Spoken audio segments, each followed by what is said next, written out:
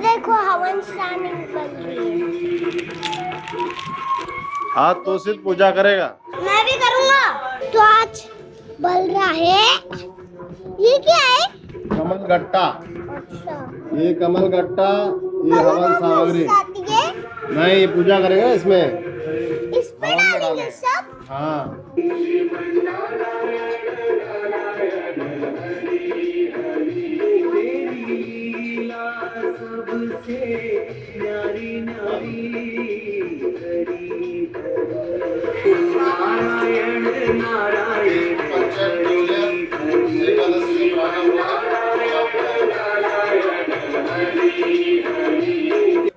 यह व्रत कार्तिक शुक्ल एकादशी से आरंभ होकर पूर्णिमा को समाप्त होता है, इसलिए इसे भीष्म पंचक कहते हैं। इस दिन स्नान से शुद्ध होकर पापों के नाश और धर्म अर्थ काम व मोक्ष की प्राप्ति के लिए व्रत का संकल्प करे। घर के आंगन या नदी के तट पर 4 दरवाजे वाला मंडप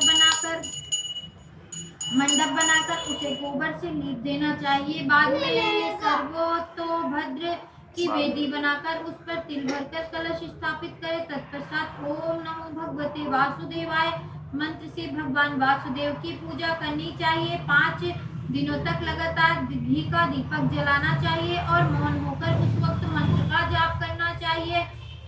इसके अलावा ओम विष्णवे नमः स्वाहा मंत्र से घी, तिल और जौ की 108 आहुतियां देकर हवन करना चाहिए। 5 दिन तक क्रोध आदि का त्याग करके ब्रह्मचर्य, क्षमा, दया और उदारता धारण करनी चाहिए।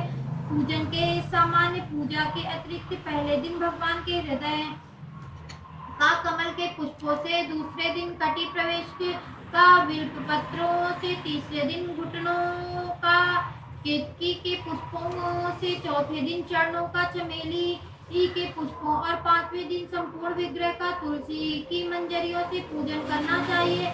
हमारे देश में अधिकतर स्त्रियां एकादशी व द्वादशी को निराहार, त्रयोदशी को शाकाहार और चतुर्दश का पूर्णमासी को फिर निराहार रहकर प्रतिपदा को प्रातःकाल द्विज ब्राह्मण दाम्पत्य को भोजन कराकर स्वयं भोजन करके भीष्म नहाती हैं। भीष्म पंचक व्रत की भगवान वासुदेव से प्रशंसा की है। इसे सर्व पापनाशक तथा अक्षय फलदायक बताया गया है। व्रत कथा महाभारत का युद्ध समाप्त होते ही भीष्म पितामह सूर्य के उत्तरानारायण होने की प्रतीक्षा से शरशैया पर शयन कर रहे थे। तभी भगवान कृष्ण के साथ 5 लेकर पांचों पांडव उसके पास आए। उपयुक्त अवसर समझकर धर्मराज युधिष्ठिर ने भीष्म पितामह से प्रार्थना की कि आप हम लोगों को कुछ उपदेश दें। तब युधिष्ठिर ने इच्छा अनुसार भीष्म पितामह से 5 दिन तक राजधर्म, वर्ण धर्म, मोक्ष धर्म आदि सब महत्वपूर्ण उपदेश दिए। इनका उपदेश सुनकर श्री कृष्ण बहुत संतुष्ट हुए और उन्होंने कहा, पितामह, अपने कार्तिक शुक्ल एकादशी से पूर्णिमा तक 5 दिनों में जो धर्म में उपदेश दिया है उससे मुझे बड़ी प्रसन्नता हुई है। मैं इसकी स्मृति में आपके नाम इस भीष्म पंचक व्रत स्थापित करता हूँ। जो लोग इसे करेंगे वे संसार के अनेक कष्टों से मुक्त हो जाएंगे। उन्हें पुत्र पौत्र और धन धान आदि की कमी नहीं रहेगी। वे जीवन भर विविध सुख भोग कर अंत में मोक्ष प्राप्त करेंगे। देवोत्थानी एकादशी कार्तिक शुक्ल एकादशी को देवोत्थानी एकादशी कहते हैं। इसे प्रबोधिनी एकादशी भी कहा जाता है। कहीं कहीं धिटवन या देव उठनी भी कहलाता है। कहा जाता है कि इस दिन भगवान विष्णु जो क्षीर सागर में सोए हुए थे, 4 माह उपरांत जागे थे। विष्णु जी ने शयन काल में 4 मासों से विवाहित मांगलिक कार्यों का आयोजन करना निवेश है। हरि के जागने के बाद से ही सभी मांगलिक कार्य शुरू किए जाते हैं। व्रती स्त्रियां इस दिन प्रातःकाल स्नान से निवृत्त होकर आंगन में चौक पूरन भगवान विष्णु के चारों ओर कलात्मक रूप से अंकित करती हैं। दिन की तेज धूप में विष्णु जी के चरणों को ढक दिया जाता है। रात्रि को विधिवत पूजन के बाद प्रातःकाल भगवान को शंख, घंटा, घड़ियाल आदि बजाकर जगाया जाता है। इसके बाद पूजन करके कथा सुनी जाती है। इस व्रत को संवादित कथाएं इस प्रकार है एक राजा के राज्य में सभी लोग एकादशी का व्रत रखते थे। प्रजा तथा नौकर चाकरों से लेकर पशुओं तक को एकादशी के दिन अन्न नहीं दिया जाता था। एक दिन किसी दूसरे राज्य का एक व्यक्ति राजा के पास आकर बोला, महाराज कृपा करके मुझे नौकरी पर रख ले। तब राजा ने उनके सामने एक शर्त रखी, ठीक है रख लेते हैं, किंतु रोज तो तुम्हें खाने को सब कुछ मिलेगा, पर एकादशी को अन्न नहीं मिलेगा। उस व्यक्ति ने उस समय हाँ कर ली, पर एकादशी के दिन उसे फलाहार का सामान दिया गया तो वह राजा के सामने जाकर गिड़गिड़ाने लगा, महाराज इससे मेरा पेट नहीं भरेगा, मैं भूखा ही मर जाऊंगा, मुझे अन्न दे दो। राजा ने उसे शर्त की बात याद दिलाई, वह अन्न छोड़ने को राजी नहीं हुआ। तब राजा ने उसे आटा, दाल, चावल आदि दिए।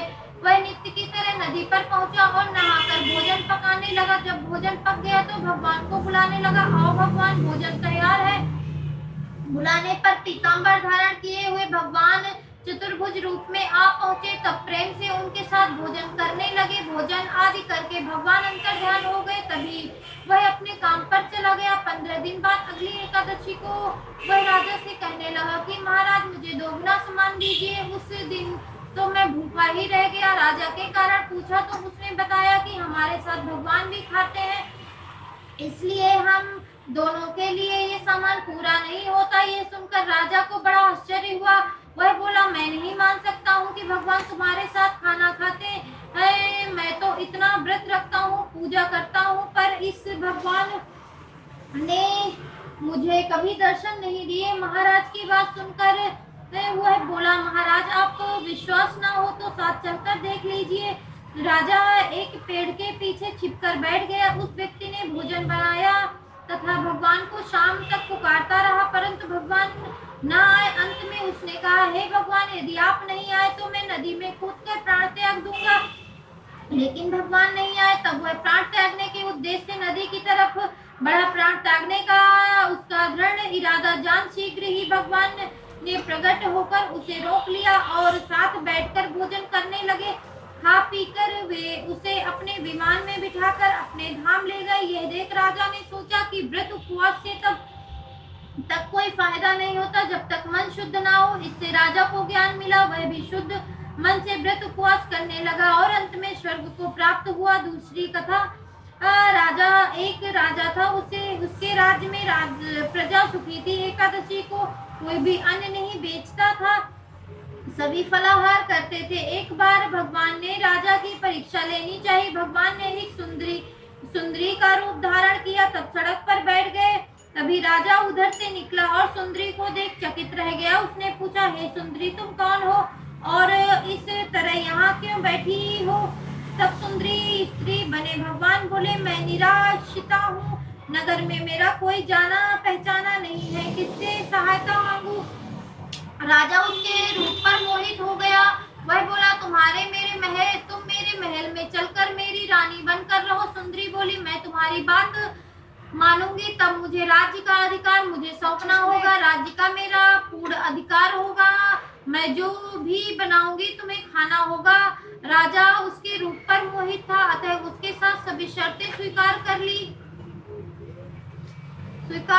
अगले दिन एकादशी थी। रानी ने हुक्म दिया कि बाजारों से अन्य दिनों की तरह अन्न बेचा जाए। अपने घर में मांस मछली आदि पकाए, तब परोसकर राजा के खाने के लिए कहा। यह सब देख राजा बोला, रानी आज एकादशी है, मैं तो केवल फलाहार ही करूंगा। तब रानी ने शर्त की याद दिलाई और बोली, ये तो खाना खाओ, नहीं तो मैं बड़े राजकुमार का सिर काट लूंगी। राजा ने अपनी स्थिति बड़ी रानी से कही तो बड़ी रानी बोली, महाराज धर्म मत छोड़ो, बड़े राजकुमार का सिर दे दे, पुत्र तो फिर मिल जाएगा पर धर्म नहीं मिलेगा। इसी दौरान बड़ा राजकुमार खेलकर आ गया। माँ की आंखों में आंसू देखकर वह रोने का कारण पूछने लगा तो माँ ने उसे सारी वस्तु स्थिति बता दी। तब वह बोला, मैं सिर देने के लिए तैयार हूँ। पिताजी के धर्म की रक्षा होगी, जरूर होगी। राजा दुखी मन से राजकुमार का सिर देने को तैयार हुआ तो रानी के रूप में भगवान विष्णु ने प्रकट होकर असली बात बताई। राजा तुम बहुत कठिन परीक्षा में पास हुए। भगवान ने प्रसन्न मन में उस प्रसन्न मन से उससे वर मांगने को कहा तो राजा बोला, आपका दिया सब कुछ है, हमारा उद्धार करे। उसी समय वहां एक विमान उतरा। राजा ने अपना राजपुत्र को सौंप दिया और विमान में बैठकर परम धाम को चला गया। तुलसी विवाह। कार्तिक शुक्ल एकादशी को तुलसी का पूजन उत्सव वैसे तो पूरे भारत में मनाया जाता है, किंतु उत्तर भारत में इसका विशेष ही महत्व है। तुलसी को विष्णु प्रिया भी कहते हैं। तुलसी विवाह के लिए कार्तिक शुक्ल नवमी की तिथि ठीक है। नवमी, दसवीं व एकादशी को व्रत एवं पूजन कर अगले ही दिन तुलसी का पौधा किसी ब्राह्मण को दे देना बड़ा ही शुभ माना जाता है। परंतु कुछ लोग एकादशी को पूर्णिमा तक तुलसी पूजन करके 5वें दिन तुलसी का विवाह करते हैं। तुलसी विवाह की यही पद्धति अधिक प्रचलित है। तुलसी एक साधारण सा पौधा अवश्य है, परंतु भारतीयों के लिए गंगा यमुना के समान पवित्र होता है। पूजा की सामग्री में तुलसी दल पत्ती जरूर समझा जाता है। तुलसी के पौधे को स्नान के बाद प्रतिदिन पानी देना स्वास्थ्य के लिए अति उत्तम है। तुलसी के कारण उससे के आसपास की वायु शुद्ध हो जाती है। तुलसी पूजा क्यों आरंभ हुई, अब इसकी पूजा से किसको लाभ हुआ, अब इस विषय में 2 कथाएं प्रस्तुत हैं। प्राचीन काल में जालंधर नामक राक्षस ने चारों तरफ बड़ा उत्पात मचा रखा था। वह बड़ा ही वीर तथा पराक्रमी था। उसका वीरता का रहस्य उसकी पत्नी वृंदा का पवित्रता धर्म उसी के प्रभाव से वह सर्व यही बना हुआ था। जालंधर के उपद्रवों से भयभीत ऋषि व देवता भगवान विष्णु के पास गए तथा रक्षा करने की गुहार से उसकी प्रार्थना सुनकर भगवान विष्णु ने काफी सोच विचार कर वृंदा का पवित्र व्रत धर्म भंग करने का निश्चय किया। उन्होंने योग माया द्वारा एक मृत शरीर वृंदा के घर के आंगन में फिकवा दिया। माया का पर्दा होने से वृंदा को वह शव अपने पति का दिखाई दिया। उसने पति को मृत देख वह उस मृत शरीर पर गिरकर विलाप करने लगी। उसी समय एक साधु उसके पास आया और कहने लगे, बेटी इतना विलाप मत करो, मैं इस मृत शरीर में जान डाल दूंगा। साधु ने मृत शरीर में जान डाल दी। भावातिरेय में वृंदा ने उस मृत शरीर का आलिंगन कर लिया। उसके कारण उसका पतिव्रत धर्म नष्ट हो गया। बाद में वृंदा को भगवान का ये छल कपट ज्ञात हुआ। उधर उसका पति जालंधर जो देवताओं से युद्ध कर रहा था, वृंदा का सात्विक नष्ट होते ही मारा गया। जब वृंदा को इस बात का पता लगा तो क्रोधित होकर उसने भगवान विष्णु को श्राप दिया, जिस प्रकार तुमने मुझे छल से मुझे पति वियोग दिया है, उसी प्रकार तुम भी अपनी स्त्री का छल पूर्वक हरण होने पर स्त्री वियोग सहने के लिए मृत्यु लोक में जन्म लोगे। यह कहकर वृंदा अपने पति के शव के साथ सती हो गई। भगवान विष्णु अब उसके छल पर बड़े लज्जित हुए। देवताओं व ऋषियों ने उन्हें कई प्रकार से समझाया। तब पार्वती जी ने वृंदा की चिंता भस्म में आंवला मालती व तुलसी के पौधे लगाए। भगवान विष्णु ने तुलसी को ही वृंदा का रूप समझा, मगर कालांतर में रामावतार के समय राम जी को सीता का वियोग सहना पड़ा। कहीं कहीं प्रचलित है कि वृंदा ने यह शाप दिया, तुमने मेरा सात्विक भंग किया, अतः तुम पत्थर बनोगे। विष्णु बोले, हे वृंदा, तुम मुझे लक्ष्मी से भी अधिक प्रिय हो। यह मुझे सात्विक का ही फल है कि तुम तुलसी बनकर मेरे साथ रहोगी। जो मनुष्य तुम्हारे साथ मेरा विवाह करेगा वह परम धाम को प्राप्त होगा। इसी कारण शालिग्राम या विष्णु शिला की पूजा बिना तुलसी दल के अधूरी मानी जाती है। इस पुण्य की प्राप्ति के लिए आज भी तुलसी विवाह बड़ी धूमधाम से किया जाता है। तुलसी को कन्या मानकर व्रत करने वाला व्यक्ति यथा विधि से भगवान विष्णु को कन्यादान करके तुलसी विवाह संपन्न करता है। अतः तुलसी की पूजा करने का बड़ा ही महात्म्य है। दूसरी कथा, एक परिवार में ननंद भाभी रहती थी। ननंद अभी थी, वह तुलसी की बड़ी सेवा करती थी, पर भाभी को यह सब फूटी आंख नहीं सुहाता था। कभी कभी तो वह गुस्से से कहती कि जब तेरा विवाह होगा तो तुलसी भी खाने को दूंगी तथा तुलसी ही तेरे दहेज में दूंगी। यथा समय जब ननंद की शादी हुई तो उसकी भाभी ने बारातियों के सामने तुलसी का गमला फोड़कर रख दिया। भगवान की कृपा से वह गमला स्वादिष्ट व्यंजनों में बदल गया। गहनों में बदले भाभी ने ननद को तुलसी की मंजरी पहना दी तो वह सोने के आभूषणों में बदल गई। वस्त्रों के स्थान पर तुलसी का जनेऊ रख दिया तो वह रेशमी वस्त्रों में बदल गया। ससुराल में उसे दहेज आदि के बारे में बहुत बड़ाई हुई। इस पर भाभी को बड़ा आश्चर्य हुआ और तुलसी जी की पूजा का महत्व उसको समझ में आ गया। भाभी की भी एक लड़की थी। वह अपनी लड़की से कहती कि तू तुलसी की सेवा किया कर, तुझे भी तेरी बुआ की तरह फल मिलेगा। वह लड़की का मन तुलसी की सेवा में नहीं लगता। लड़की के विवाह का समय आया तो भाभी ने सोचा जैसा व्यवहार मैंने अपनी ननद के साथ किया उसी के कारण उसकी इज्जत मिली, क्यों ना मैं अपनी लड़की के साथ वैसा ही व्यवहार करूं। उसने तुलसी का गमला तोड़कर बारातियों के सामने रख दिया, परंतु इस बार मिट्टी ही रही। मंजरी व पत्तों भी अपने पूर्व रूप में ही रहे और जनेऊ ही रहा। तभी बाराती भाभी की बुराई करके कहने लगे, ससुराल में से सभी लड़की की बुराई कर रहे थे। भाभी ननद को कभी नहीं बुलाती थी। भाई ने सोचा मैं ही बहन के से मिल आऊं। उसने अपनी इच्छा पत्नी को बताई तथा सौगात ले जाने के लिए कुछ मांगा। भाभी ने थैले से ज्वार भरकर कहा, और तो कुछ नहीं है, यही ले जाओ। वह दुखी मन से चल दिया। भला बहन के घर कोई ज्वार लेकर जाता है। बहन ने नगर के समीप पहुंचकर उसने एक गौशाला में गाय के सामने ज्वार का थैला उलट दिया। तब गौशाला ने कहा, ए भाई, सोना मोती गाय के आगे क्यों डाल रहे हो? भाई ने उसकी सारी बात बता दी तथा सोना मोती को लेकर प्रसन्न से बहन के घर गया। बहन बड़ी प्रसन्न हुई। तुलसी जी की पूजा का जैसा फल बहन को मिला वैसा ही सबको मिले। जय माता रानी, रक्षा करना।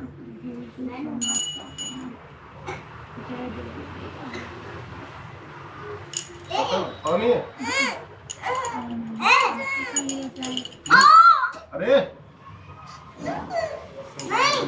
नहीं, इसके बाद ही होगा तो होगा, नहीं सकता। खत्म। गुरु नानक जयंती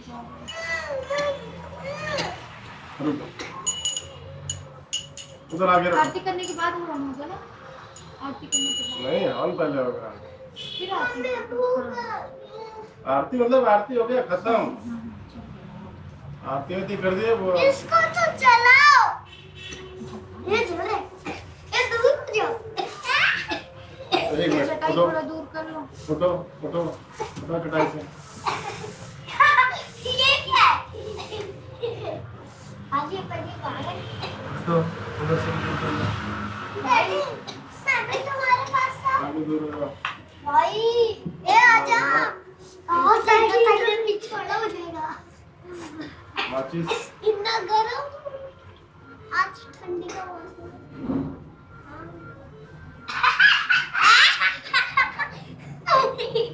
माचिस।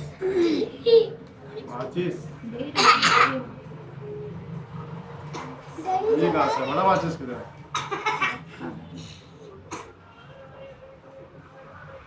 तो बड़ा वाला माचिस है क्या? मेरे को सही जलाए। नीचे डाल दो, जलता हुआ। ऊपर वाला इसको उधर कोने पर रखो। ला मुझे ला। चलाओ, इससे जाना। नीचे गिरा।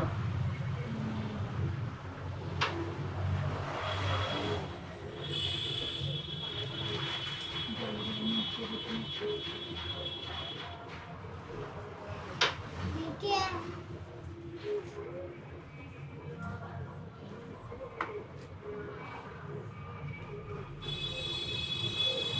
अब क्या करना है?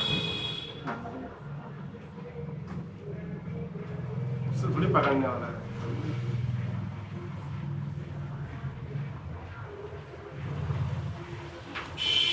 आपको लगा कुछ होगा? क्या लगा? ये क्या है? जल गए?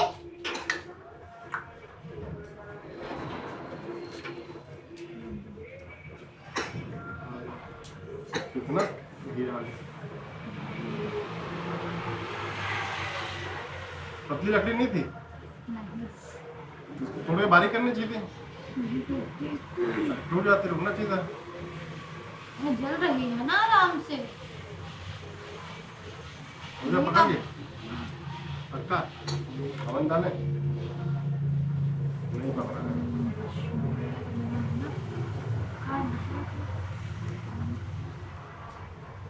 पकड़ लिया आराम से।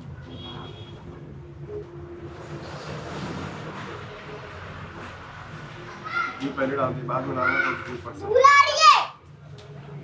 अरे आएगा बच्चा, इतना घी भर दिए तुम्हारी मम्मी ने।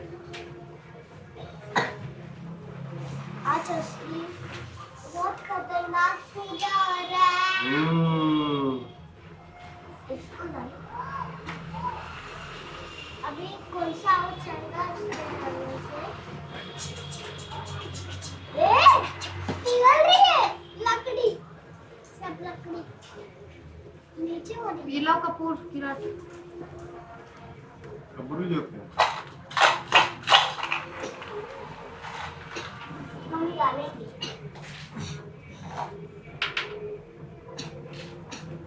इनके ऊपर डालो आलू के।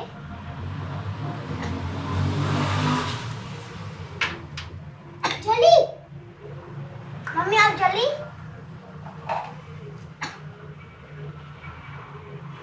क्यों भरे, रुको थोड़ा, 2 मिनट कपूर जल के खत्म हो जाएगा।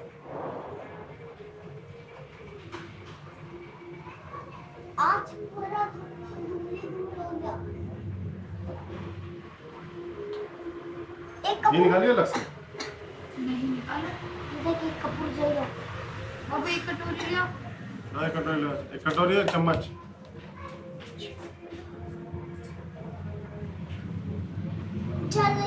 चलते आपसे चलो हो जाएगा। और पहले नीचे डाल दी, सब तो नीचे भरा हुआ है, क्या मतलब।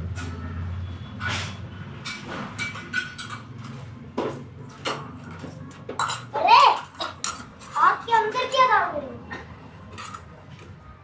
बस ऑलरेडी बहुत भरा हो, बस थोड़ा और निकालो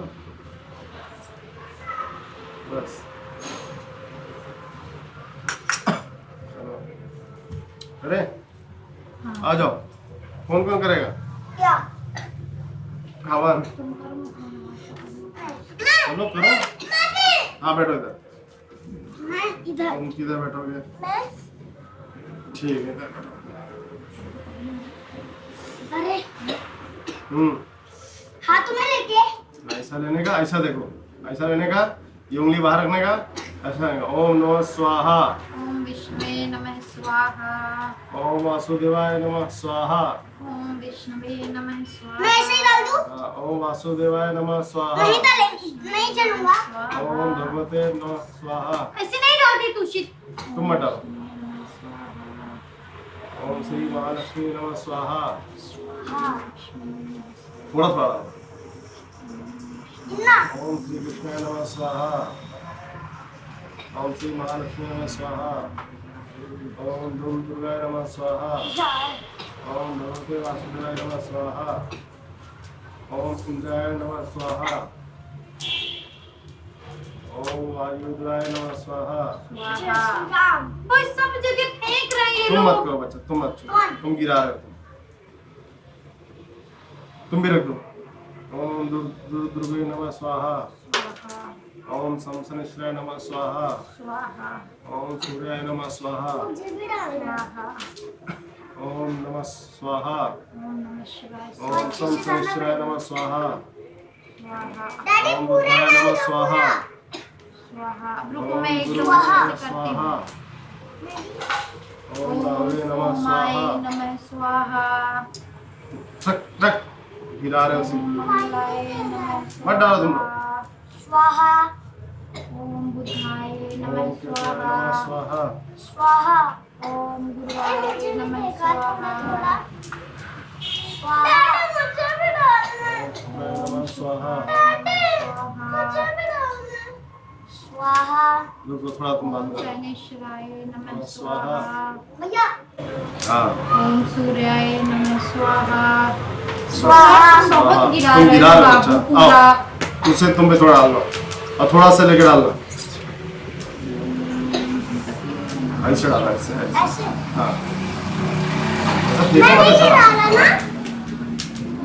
ओम श्री महालक्ष्मी नमः स्वाहा। ओम श्री भगवते वासुदेवाय नमः स्वाहा।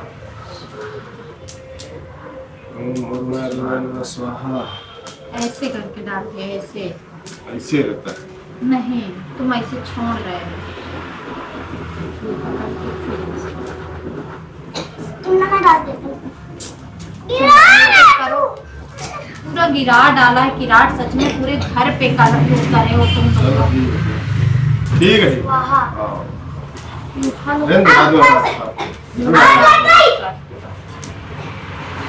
होने लाई कोबरा लाओ एक फलों के साथ ये लड्डू ले आओ जो भी काम है। सब देवी देवता है ना, वहाँ सारे ग्रह ऐसे ही डालते हैं। लड्डू को भी डालोगे?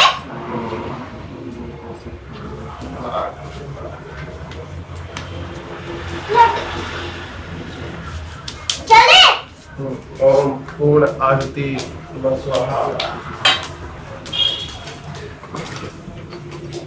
रहने दो, बाद में उठा लेना। पहले में आएगा। जरूरत ही नहीं पड़े। ये भी डाल दो लास्ट में, डाल दो लास्ट में। हो गया वो बीच में डालते हैं कि होते हैं ना। लेकिन डाल दो ना। देखा कितना डाल निकाले थे तो डाल दो। इतना लकड़ी डाली देखा। ए इधर आ जा, इधर बहुत गर्मी है, आ जा।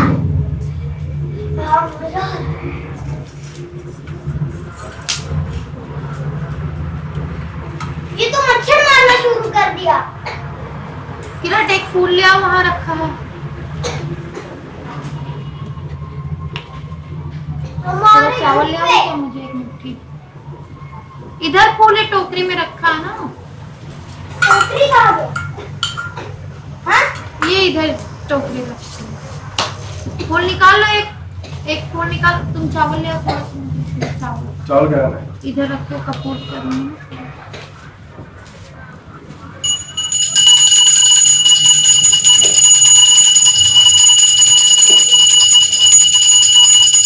एक फूल हाँ, उसमें था नीचे अलग से,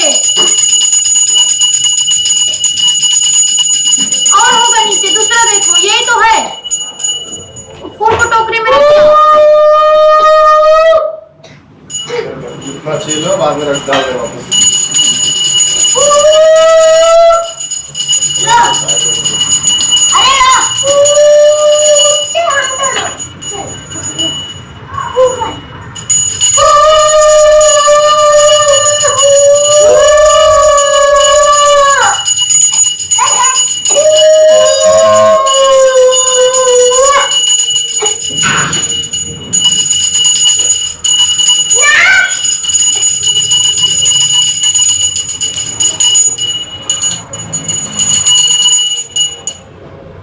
कपूर कहाँ रखा है?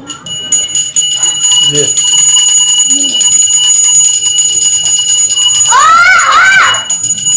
चलो आरती करें। सबसे खतरनाक आगे। ऑरेंज के।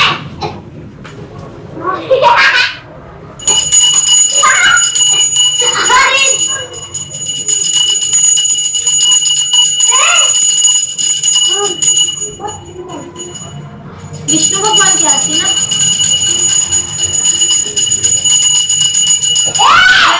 लक्ष्मी कमरा की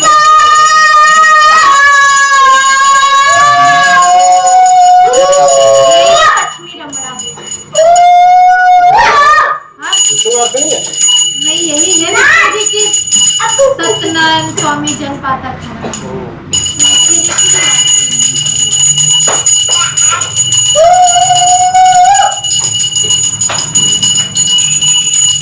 तुलसी जी की आरती तुम उसमें निकाल लो अपने फोन। चलो करा जाए।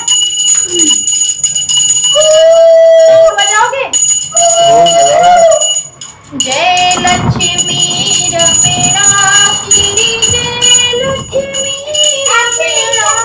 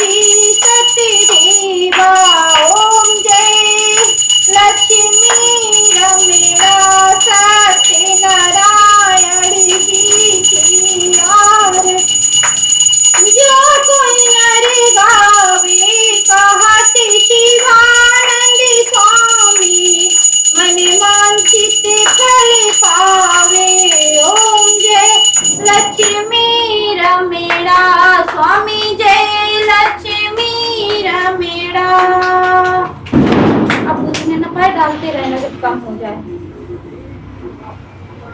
अब मैं तुलसी जी के हाथ से निकाल रही हूँ मेरे से। हो गया? तुलसी जी के हाथ मेरा फोन कहाँ है? पंखे नहीं बजा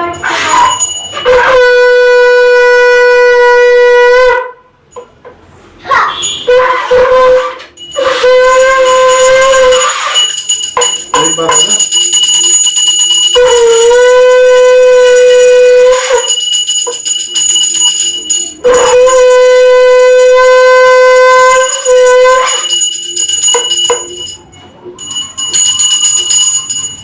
जय श्री राम। ये देख खुर्शीद, जय श्री राम।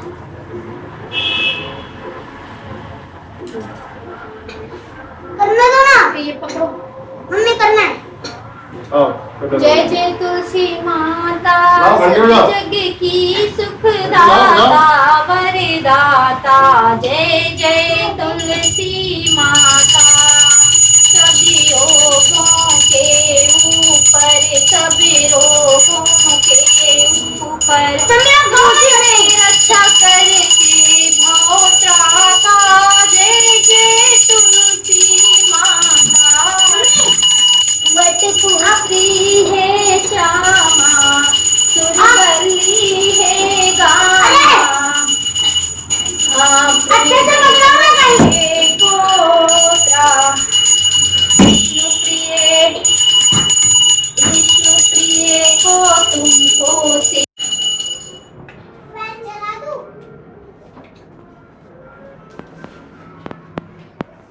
परेशान हो गया हूँ। ऐसे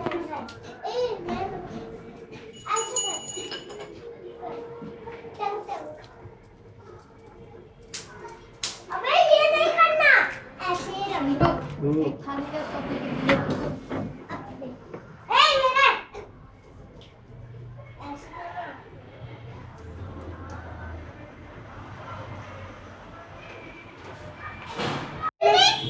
नहीं। जय गणेश जय गणेश देव, माता जोगी पार्वती पिता दादी देव। आजा खुर्शीदा, मेरा पकड़। अरे ऐसे नहीं, ऐसे मेरे अभी दे दे दे। जय गणेश जय गणेश बुझ गया।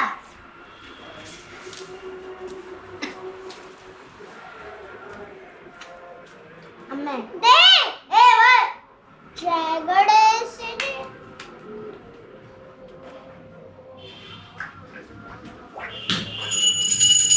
गाइस ये देखो चावल, देखो काला काला चावल।